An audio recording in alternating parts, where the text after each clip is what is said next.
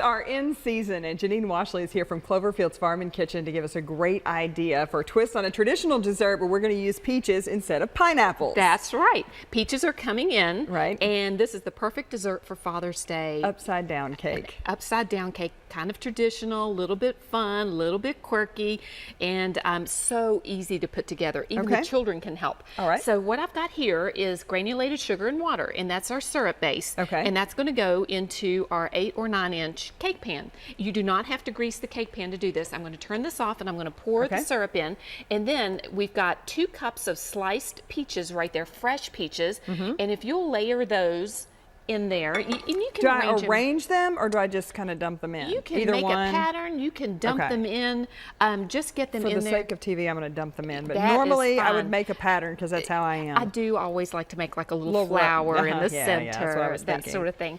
And if you wanted to add some maraschino cherries in there just to throw back to the original, you know, pineapple upside down cake, that would be fine too. It smells so good. Oh yeah, and they're just coming into season, and they're you can find them at the farmer's market already. Now this gives us our creams. I like a peaches and cream. Okay. And it's sour cream, 1 egg yolk, and 2 tablespoons of sugar, and you just drizzle that over the top like that. Okay. So that's super easy to do. And if you'll take that batter there, and we're going to add that. So this batter is super thick. It's not quite biscuit dough, but it's really thick. It's very thick. Okay. And there's a reason for that. Because we've got sugar syrup, we've got the peach juice coming off of it, we've got the cream. A upside down batter is always a little bit thicker so that it absorbs all of those juices. Okay, so you don't end up with just a mushy cake. Exactly. You got to have it come out of the pan. Super moist. Do I need to worry about it, or is it going to spread out? It's going to spread out. It's got enough leavening that it will actually come out to the sides. You'll be totally surprised by that. And here, I'll show you exactly what happens.